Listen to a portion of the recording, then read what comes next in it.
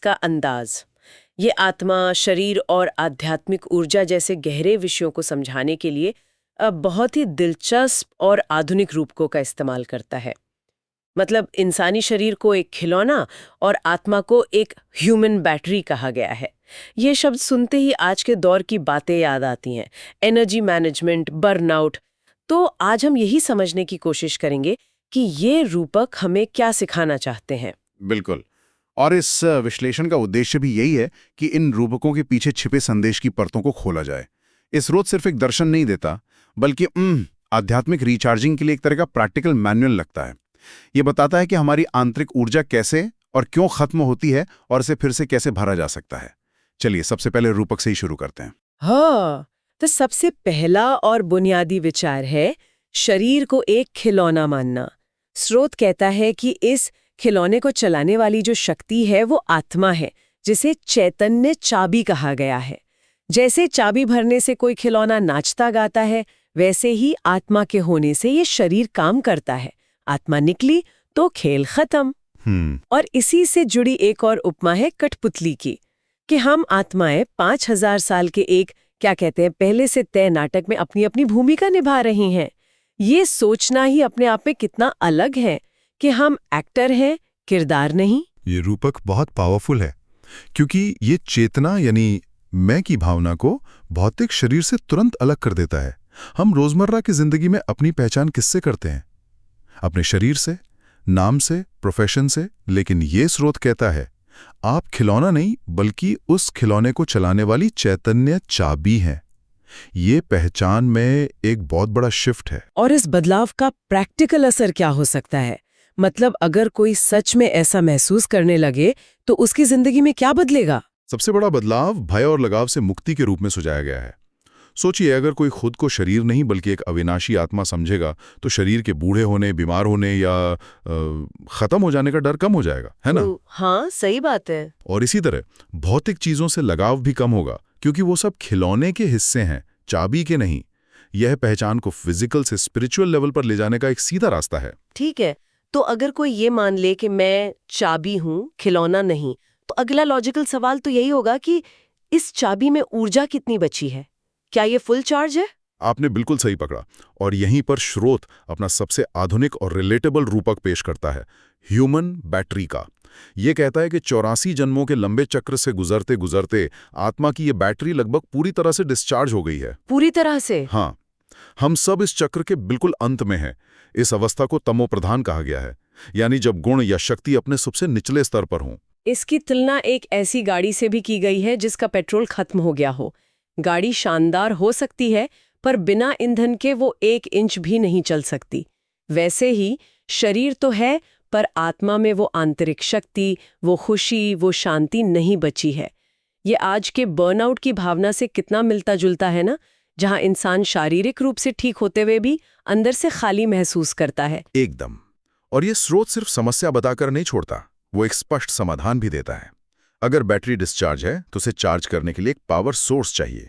स्रोत के अनुसार परमात्मा, जिसे इस लेख में बाप यानी परम पिता कहकर संबोधित किया गया है, ही एकमात्र पावर हाउस है।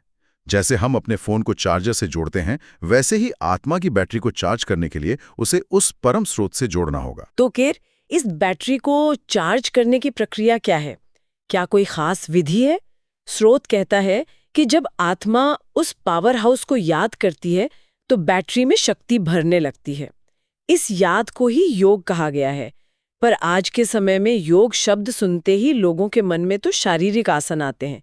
क्या यहाँ योग को एक अलग अर्थ में इस्तेमाल किया जा रहा है? ये बहुत अच्छा सवाल है।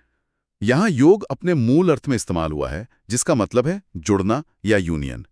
ये शारीरिक कसरत की बात नहीं कर रहा, बल्कि मन और बुद्धि के जुड़ाव की बात कर रहा है। जैसे एक तार जब पावर सॉकेट से जुड़ता है तभी तो बिजली का प्रवाह होता है। अच्छा। ठीक वैसे ही जब आत्मा का मन और बुद्धि उस परम स्रोत की याद में एकाग्र होते हैं तो आध्यात्मिक ऊर्जा का प्रवाह शुरू होता है।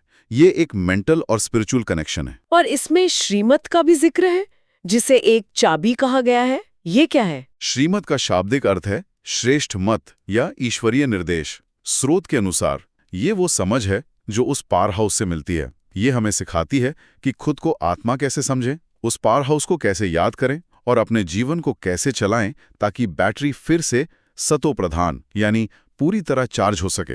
तो ये एक पूरा सिस्टम है। समस्या, डिस्चार्ज बैटरी, समाधान, पावर हाउस और तरीका, योग और श्रीमत। ठीक है, तो अपनी बैटरी चार्ज करने का तरीका समझ में आ गया। लेकिन स्रोत यहीं नहीं रुकता, वो सेवा पर भी बहुत जोर देता है। पर यहाँ एक बहुत ही दिलचस्प और शायद थोड़ा विवादास्पद विभाजन किया गया है, जिस्मानी यानी शारीरिक सेवा और रूहानी यानी आध्यात्मिक सेवा के बीच।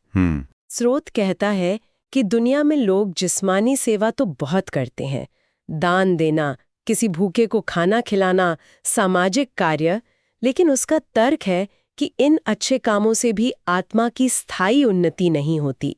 केवल रूहानी सेवा ही चढ़ती कला यानी आध्यात्मिक प्रगति का साधन है। ये बात थोड़ी चौंकाने वाली लग सकती है। क्या इसका मतलब यह है कि भौतिक मदद का कोई महत्व नहीं है? ये एक बहुत ही स्वाभाविक प्रश्न है। इस दर्शन के अनुसार भौतिक मदद को गलत नहीं कहा गया, बल्कि उसे अधूरा बताया गया है। तर्क यह है कि अगर आप किसी भूखे को खाना खिलाते हैं तो आप उसके शरीर की कुछ घंटों के लिए मदद करते हैं। ये एक अस्थायी समाधान है। लेकिन रूहानी सेवा का अर्थ है किसी को उसकी अपनी आंतरिक शक्ति का स्रोत दिखाना, उसे अपनी बैटरी चार्ज करने का तरीका सिखाना। तो ये एक व्यक्ति को मछली देने और उसे मछली पकड़ना सिखाने जैसा है, लेकिन आध्यात्मिक स्तर पर। बिल्कुल, एकदम सही। ये किसी को बाहरी मदद पर निर्भर बनाने की बजाय उसे आंतरिक रूप से आत्मनिर्भर और शक्तिशाली बनाने पर केंद्रित है। इस नजरिए से जब आप किसी को उसकी आत्मा की शक्ति को फिर से जगाने का रास्ता दिखाते हैं, तो आप उसे हमेशा के लिए दुखों से मुक्त होने का साधन दे रहे हैं। इसलिए इसे चढ़ती कला का जरिया माना गया है। अच्छा, ये सिर्फ व्यक्तिगत विकास नहीं, बल्कि एक सामूहिक आध्यात्मिक उत्थान का मार्ग है। और इसमें एक चेतावनी भी दी गई है, जो ये रूहानी सेवा नहीं करते उनका पद या आध्यात्मिक स्थिति कम हो जाएगी। ये पद का विचार थोड़ा कॉम्पिटिटिव सा नहीं लगता, जैसे कोई आध्यात्मिक रेस हो रही हो? इसे दो तरह से देखा जा सकता है। एक नजरिए से ये प्रतिस्पर्धी लग सकता है, लेकिन दूसरे नजरिए से ये जिम्मेदारी और प्रेरणा का एक तंत्र है। इसका भाव ये है कि ज्ञान और शक्ति प्राप्त करना एक सौभाग्य है, और उस सौभाग्य के साथ उसे दूसरों के साथ बांटने की जिम्मेदारी भी आती है। जैसे एक डॉक्टर अपनी काबिलियत का इस्तेमाल मरीजों के इलाज के लिए करता है, वैसे ही एक आध्यात्मिक रूप से शक्तिशाली आत्मा का कर्तव्य है कि वो दूसरों को भी रास्ता दिखाए। पद यहाँ उस जिम्मेदारी को निभाने का इनाम या नतीजा है, न कि सिर्फ एक ट्रॉफी। ये एक ठहरे हुए तालाब बनने के बजाय एक बहती हुई नदी बनने जैसा है, जो खुद भी आगे बढ़ती है और अपने किनारों पर जीवन भी देती है। तो इन सब बातों का सार क्या है? इसे बेहतर ढंग से समझने के लिए स्रोत में दिन के लिए दिए गए वरदान और स्लोगन को देखते हैं। ये अक्सर पूरे दिन की शिक्षा का निचोड़ होते हैं। आज का वरदान है, दातापन की भावना द्वारा इच्छा मात्रम विद्या की स्थिति का अनुभव करने वाले तृप्त आत्मा भव। इसका मतलब काफी गहरा है। ये कह रहा है कि जब कोई व्यक्ति लेने की भावना से ऊपर उठकर देने वाला बन जाता है, तो उसकी अपनी सारी इच्छाएं खत्म हो जाती हैं। तृप्त आत्मा। हाँ, और जब इच्छाएं नहीं रहती, तो व्यक्ति पूरी तरह से संतुष्ट और तृप्त महसूस करता है। ये सीधे सीधे सेवा के महत्व से जुड़ता है। रूहानी सेवा का मूल भाव ही दातापन है, दूसरों को ज्ञान देना, शक्ति देना। वरदान ये बता रहा है कि जब आप दाता बनते हैं तो आपको बाहर से कुछ भी पाने की इच्छा नहीं रहती। आपकी खुशी देने में ही समाहित हो जाती है। ये आध्यात्मिक संतुष्टि का सर्वोच्च स्तर है। और स्लोगन इस विचार को और भी प्रैक्टिकल बना देता है। स्लोगन है, बुद्धि व स्थिति यदि कमजोर है तो उसका कारण है व्यर्थ संकल्प। ये एक लाइन में बहुत बड़ी बात कह रहा है। हाँ, और ये हमें सीधा हमारे ह्यूमन बैटरी वाली बात पर वापस ले आता है। अभी तक हमने समझा कि बैटरी जन्म जन्मांतर के चक्र से डिस्चार्ज हुई है, लेकिन ये स्लोगन बता रहा है कि ये हर पल हर क्षण भी डिस्चार्ज हो रही है। और इसका सबसे बड़ा कारण है हमारे व्यर्थ संकल्प, यानी बेकार के विचार। ये तो बहुत ही रेलेवेंट बात है। हम दिन भर में कितना कुछ सोचते हैं जिसका कोई मतलब ही नहीं होता। अतीत की बातें जो बदल नहीं सकती, भविष्य की चिंताएं जो अभी हुई नहीं है, दूसरों के बारे में राय बनाना, छोटी छोटी बातों पर घंटों सोचते रहना। तो क्या ये सब हमारी बैटरी को लीक कर रहा है? स्रोत के अनुसार बिल्कुल यही हो रहा है। हर व्यर्थ संकल्प ऊर्जा की एक छोटी सी लीकेज की तरह है। दिन भर में हजारों ऐसे संकल्प हमारी बैटरी को धीरे धीरे खत्म कर देते हैं। इसीलिए बुद्धि कमजोर महसूस होती है और मन की स्थिति डामाडोल रहती है। ये हमें एक बहुत ही कारगर टूल देता है। अगर अपनी बैटरी बचानी है और उसे चार्ज करना है तो सबसे पहले इस लीकेज को बंद करना होगा। अपने विचारों की क्वालिटी पर ध्यान देना होगा। मन को शक्तिशाली और सकारात्मक विचारों से भरना ही उसे चार्ज रखने का एक तरीका है। बिल्कुल। तो इस पूरी चर्चा से मुख्य रूप से 3 बातें सामने आती हैं। पहला, अपनी पहचान को बदलना, खुद को यह शरीर रूपी खिलौना न समझकर इसे चलाने वाली एक चैतन्य आत्मा, एक चाबी समझना। यह पहला और सबसे जरूरी कदम है। दूसरा, यह स्वीकार करना कि एक लंबे सफर के कारण हमारी आध्यात्मिक ऊर्जा यानी हमारी बैटरी अब लगभग खत्म हो चुकी है और उसे चार्ज करने का एकमात्र तरीका उस परम पावर हाउस से यानी परमात्मा से मन और बुद्धि का कनेक्शन जोड़ना है। और तीसरा, यह समझना कि सिर्फ अपनी बैटरी चार्ज करना काफी नहीं है। सच्ची उन्नति और ऊंचा पद पाने के लिए दूसरों को भी यह रास्ता दिखाकर रूहानी सेवा करनी होगी। बिल्कुल सही सारांश है। और इस स्रोत का ये विचार कि व्यर्थ संकल्प हमारी बुद्धि और स्थिति को कमजोर करते हैं, हमारे लिए एक बहुत गहरा सवाल छोड़ जाता है। इस पर सोचा जा सकता है कि हमारे रोजमर्रा के जीवन में कौन सी ऐसी मानसिक आदतें हैं जो अनजाने में हमारी बैटरी को सबसे ज्यादा खत्म कर रही हैं।